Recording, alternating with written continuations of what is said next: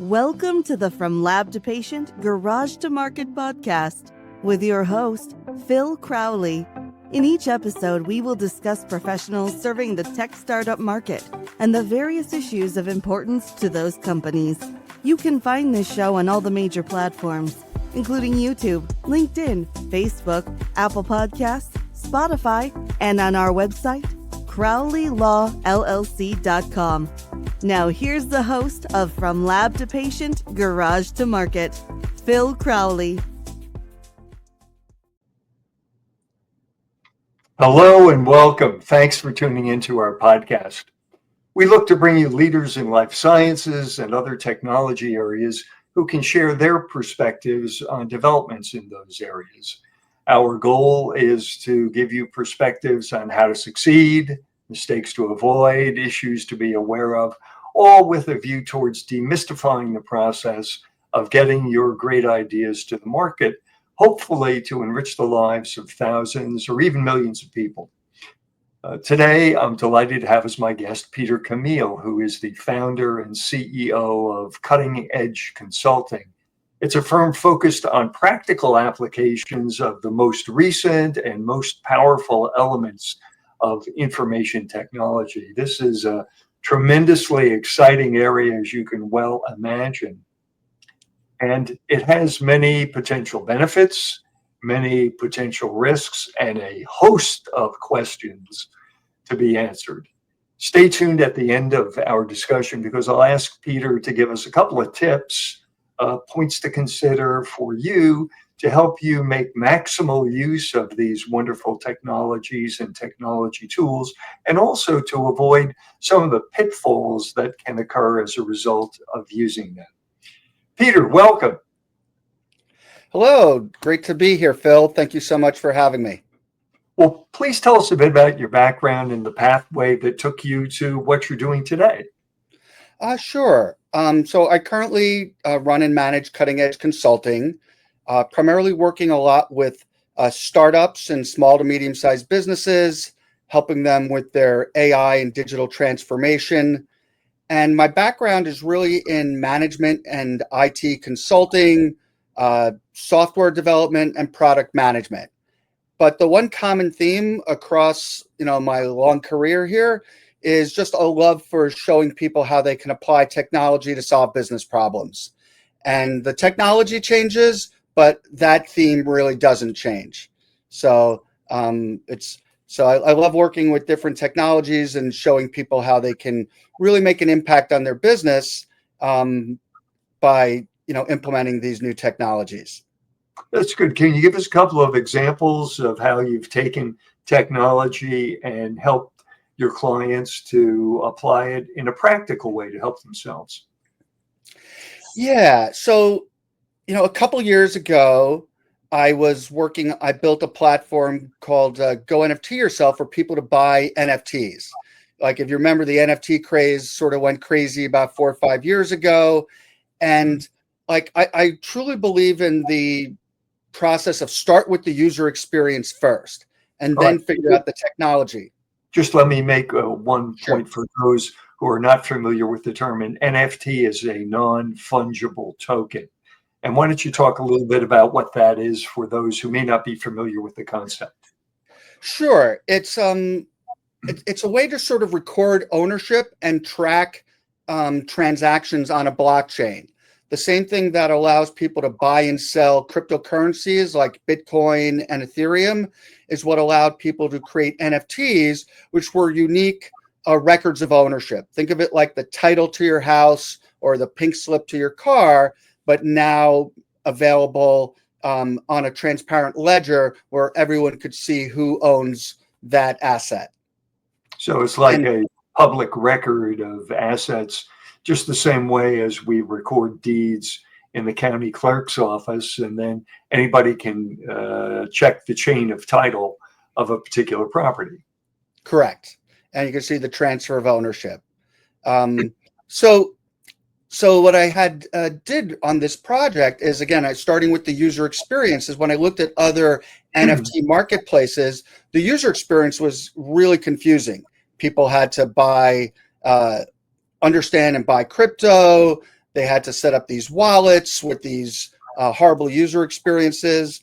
And I said, like, how can I simplify this process so anyone can now have their own custom branded NFT storefront?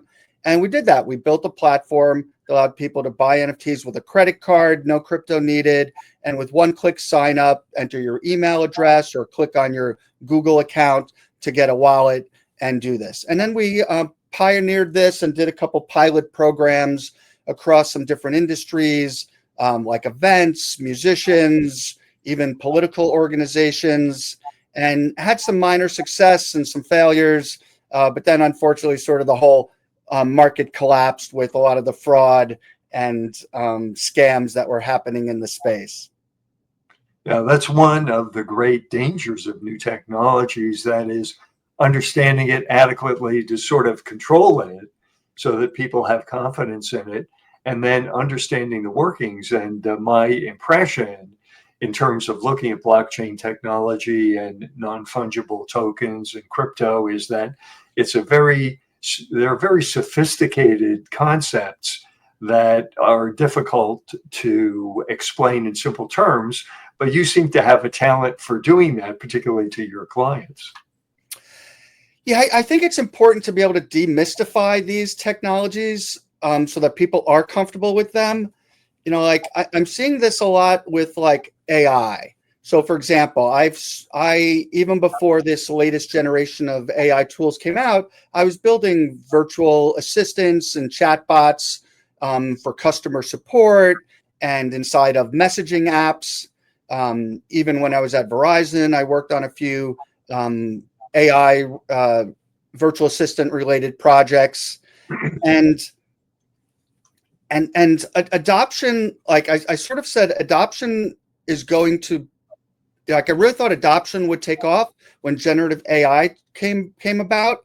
But you know, even though there's, you know, millions of people using tools like ChatGPT, I find that the adoption is still very slow because people don't truly understand or trust it. So I think the first place to start with people is education. And so programs like this, where you're explaining things and educating people, I think is great. Well, that's certainly very important, and certainly, you know, kind of looking at the risks. I think many people have read the stories of the two lawyers who used ChatGPT to draft a document for the court, which was very well reasoned, very well structured, and contained a number of citations. Unfortunately, the citations were to fictitious documents or to cases that didn't stand for the principles that they were supposed to support. And so the two lawyers wound up getting sanctioned several $1,000s by the courts. And I think they were lucky not to be disbarred. They're very lucky not to be disbarred. I mean, no different than like, hey, if you had an assistant or a junior lawyer prepare some documents for you, like, wouldn't you like double check and run through some stuff anyway, right? Absolutely. I mean, there's some human element that really needs to be a part of most of these. But you were mentioning that you were using AI before ChatGPT came out. And how has that changed the game, Peter? Yeah, so initially when you're building these chatbots, you had to train them around very specific use cases. So this one would be for booking an airline reservation. This one is for opening up a new account at a financial institution. This one handles customer support calls at, you know, a credit card company. And they sort of had to be taken as very specific projects where you had to train the models, and they were very limited in terms of scope of the types of questions you could answer. And as soon as people sort of go off track, they had to be, you know, you really need to get a human then to customer service rep to handle that. And I'm sure you've seen that in a lot of like larger companies or financial institutions now have those little chat bots on their website that pop up and say, hey, can I help you with anything? And a lot of those are the sort of that first generation of AI. And like this made financial sense. if you're a large company where you're handling, tens of thousands or hundreds of thousands of calls and support questions that are very repetitive. But it didn't really make sense to roll this out now to a smaller company that didn't have the funds and resources to build that custom chatbot and virtual assistant because of the cost of doing that. And now that generative AI is there, you literally can just upload your website, your documentation, and you can build custom chatbots around your business. And actually, one of the startups that I'm working with, a company called AI FAQ, is doing just that. I work with them. Aside from running cutting edge consulting, I am also a mentor for the Founder Institute, Philly Princeton chapter, which is an incubator. And I got them through that, when I was introduced to the founder of AI FAQ, got him into that program, had tremendous success, and now working with them to commercialize that platform, for example. I thought it was very interesting to look on your website, Peter, and to see it, because some people feel that artificial intelligence is going to eliminate their jobs. And I thought it was very thoughtful and had a great perspective that you indicated that there will be two kinds of employees. Employees who may lose their jobs, and the employees who use AI to improve their jobs. And so I thought that was the dividing line, because it seems to me, even practicing as a lawyer, that those law firms that find ways to use artificial intelligence in a creative way, along with our professionals, to create a better product in less time and at less cost, are the ones who are going to succeed in this environment. And the people who just close their eyes and shut their ears to artificial intelligence are the ones that are going to be left behind. And so it seems to me that the safe idea for employers and companies is to find out how artificial intelligence can help you, and to find examples of where it's being used, and at the beginning to copy those models, and then to figure out on your own what works for you. Correct. As I like to say, AI is not going to replace you. People who use AI will replace the people that don't. And, to your point, there's a lot of people using, like when you look at someone's job, it's comprised of typically a lot of different tasks. And where it makes sense to use AI is for those boring, repetitive, tedious tasks that it can automate. And so I think that's where people should start.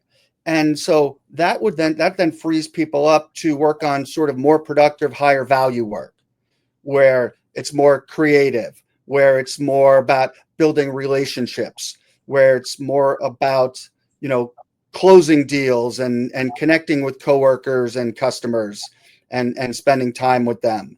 Like a typical salesperson spends 40% of their time doing admin work or entering stuff into their CRM system, when they should be, talking to customers. Like one of the other AI companies I'm working with, Nova Echo AI, has these AI voice agents that can handle sort of that repetitive, tedious work, and actually has human sounding voice AI agents that can talk to leads.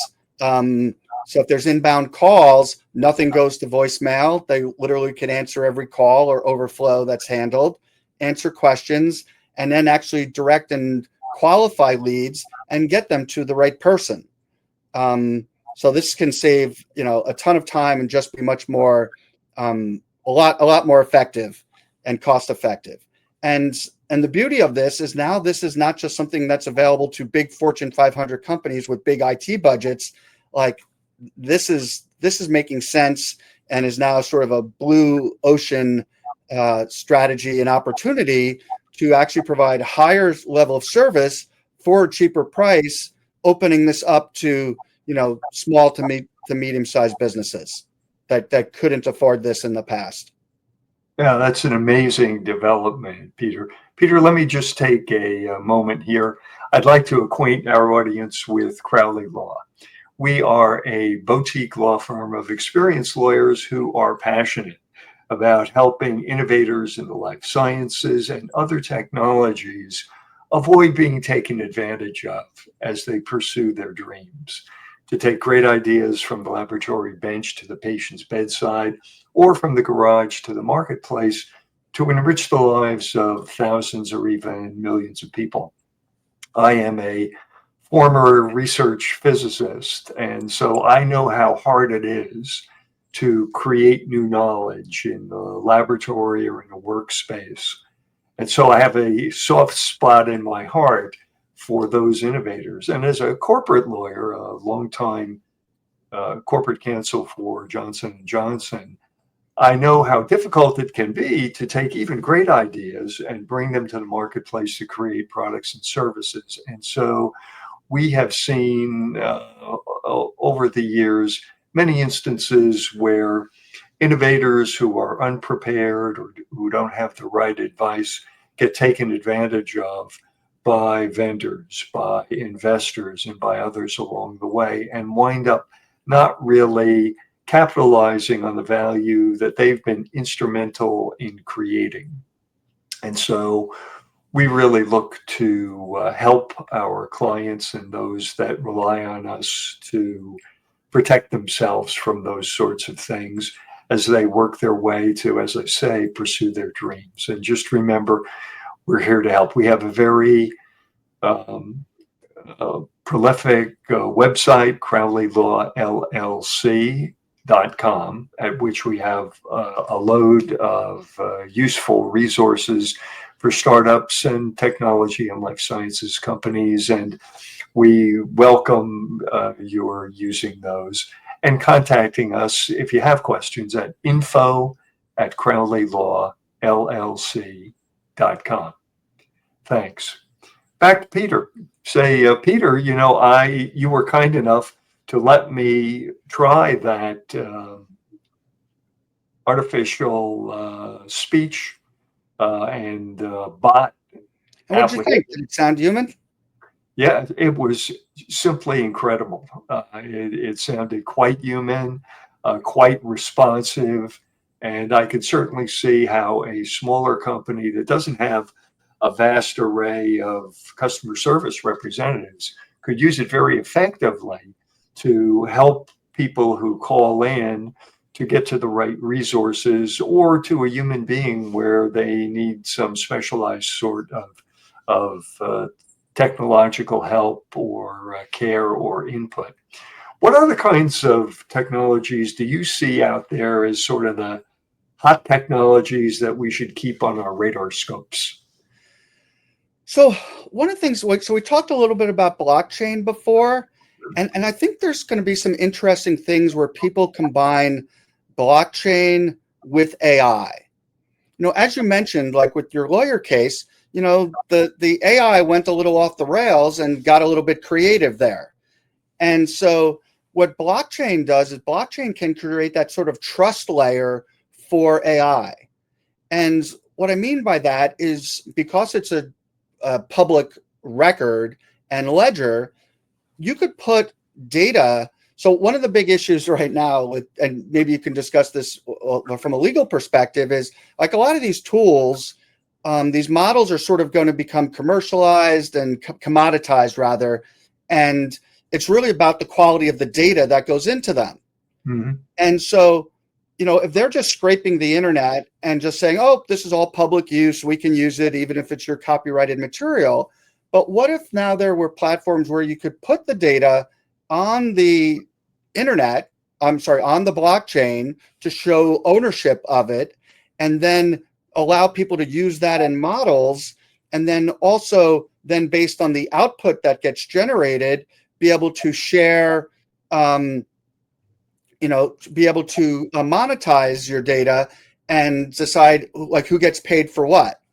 So, for example, let's just say a bunch of financial institutions decide, hey, we're going to put all of our financial data, JP Morgan, Citigroup, Goldman Sachs, and we're going to create this one shared financial GPT Well, then based on the answers that come out of you asking questions of like, hey, what do you think of Apple stock this month? Or should I invest in Tesla? Or, what's going on in the bond market?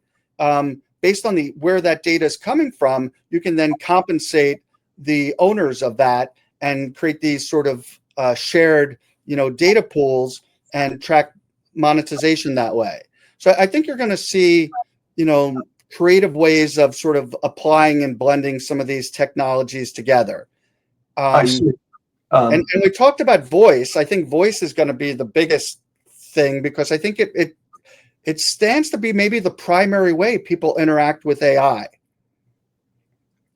And a lot of people are saying that the user interface, the GUI and that, Apple and Microsoft, created that's going to be replaced by AI. I'm not sure it's going to be replaced by it totally, because I think there are situations where you're going to want to see things on screens. But I think it's going to be a combination of both, where you say, hey, what are some great restaurants I should look up? And it's going to show you the list. Or, hey, how do I make this meal? And it's going to talk you, through it. What are your thoughts around that? Well, to go back to one of the issues that you raised about using blockchain to establish the ownership of information, that's an issue that has now come into the courts, because the question is, if you use publicly available data that is copyrighted, like an image or a text, and then you use that to create your own work, is that in some way infringing on the rights of the author or the creator of that particular work? If you say, I'd like to create an image in the style of Peter Chmiel, right? Assuming that you have information and artwork out on the internet, and the system comes back and has something that looks strangely like something that you have done. Well, the question for the courts now, because it has not been defined in the laws, is, well, is that what is called a fair use of the material, which is permitted under the copyright laws, or is that an infringement because you're creating a derivative work, which is what it's called when you take an original work and create something based on that.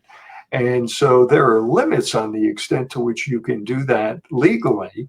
And so there's a lot of money at stake at that. And I thought that your creative suggestion of using blockchain to establish ownership of digital assets could be a way for owners of digital assets to protect those, so that to the extent that they are used, there's some record that they've been used, and so they can find the person, at least digitally, who actually benefited from the hard work. Because, as I go back to what I said a little bit earlier, sometimes innovators are taken advantage of by others because they don't have adequate protections for what they do. And I think that your suggestion about blockchain could be a way, particularly for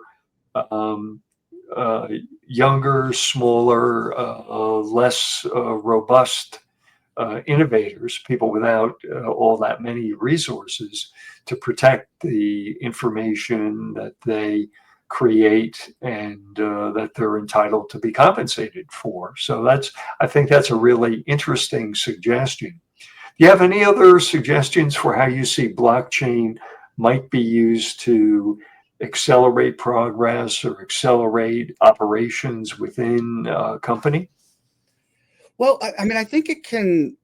One of the promises of blockchain is not needing that sort of trusted third party to do transactions. So ideally, it should be able to reduce the transaction fees for things like payments. When you think of what you're paying for credit card fees and such like that, and just create a smoother process for e-commerce, especially with digital goods. But you still run into the challenge that, okay, you've got the money on the blockchain. Now, how do I create payment rails to now convert that to cash into my bank account? And then you start getting hit with all kinds of higher transaction fees that make it impractical. So that's sort of an issue that's been around for a while. Know a bunch of people that are working on things around that. Some other interesting things, though, is I'm part of another organization started by the founder of Crypto Mondays group, and he started this Decentralized AI Agents Alliance, and we've created teams and subgroups that are working on different aspects around this, around data ownership, around e-commerce, around conversational voice AI agents, even a legal subgroup. So I recommend people check that out and join that group if they're interested in this whole concept of how do you keep, these AI agents and all this power from being, centralized with just a few people. It's sort of Google, Microsoft, OpenAI, Facebook, and the Chinese government. They sort of own and control this whole technology. And how do we make sure that that's decentralized in a way that there is no ownership, and that these few players aren't making all the decisions for all of us. And Peter, will you give us the name of that organization that you mentioned again, so that Yep. the listeners can have a chance to check it out and see whether or not they're interested in participating? Yep, the Decentralized AI Agents Alliance. Super. And then I don't know if when you share this, if we can superimpose some of the links or include links to the different organizations. Another one that I started, an organization called the Innovators Alliance, to help people learn, apply, and share AI knowledge. And then we also have a weekly. I started a weekly on Fridays at 1 p.m. AI Lunch and Learn. Just come and talk about different ways that people are using AI and learn and share from each other. And I think I just kicked that off a few weeks ago, and invite and welcome everyone to come do that and check out other events that I have at the website for that is theinnovatorsalliance.com. Oh, that's great. That's a great tip. Do you have one or two other tips or points that you can share with people that they can use to further their understanding of technology in these areas? Yeah. My biggest tip is don't start with the technology. Start with understanding, like, what's the business impact and goals you are trying to achieve? Is it that, hey, we're looking for ways to boost the productivity of my team? Is it I'm looking for ways to cut costs and automate? Is it I'm looking to create better user experiences so that customers have better experiences, they stay engaged, and I retain them longer? Or you're looking for new creative products and offerings you can do that'll generate more revenue? I think it's really important to get clear about your business goals and impact that you're trying to have, and then from there work backwards to the technology. Too many people just sort of fall in love with the technology and think, oh, it's going to solve all your problems. It doesn't. To your point earlier with the lawyers, like, AI doesn't replace the need to still think. You still got to be able to think for yourself. You need to verify things. Maybe similar. I hear a lot of people maybe similar to 30, 50 years ago when calculators came out. Like, oh, kids aren't going to know how to do multiplication anymore because they have calculators. I hear a lot of the same concerns that, like, hey, people aren't going to have to know how to think anymore or create or be analytical. AI is going to do that for them. I don't think that's going to happen. I think you're always going to need people that, again, use it as a tool, not as, a replacement. As you were saying, there'll be the people whose jobs go away and the people who learn how to use artificial intelligence who will continue to have new jobs and perhaps even more fulfilling jobs. Peter, if they want to get more if my listeners want to get more information about what you do and how to get in touch with you, how can they do that? So best way to reach out to me is you can go send me an email to Chmiel, Pchmiel at cecsolutions.com. You can also look me up on my LinkedIn profile. And feel free to book a free 20-minute consultation. We can go through your AI strategy, product, and go to market if you have any questions about that. And then, like I said, also join the Innovators Alliance, where we have a whole bunch of, weekly workshops, in-person events, and online events around all things sort of, startup and AI related. Peter, that was terrific. The time has really flown by.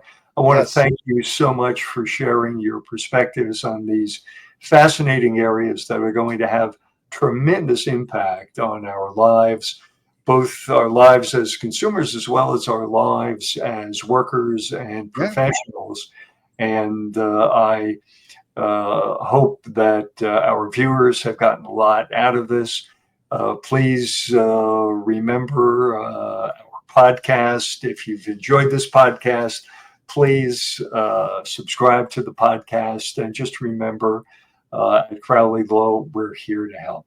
Thank you. Thank you for having me, Phil. Thank you, everyone, for joining us today.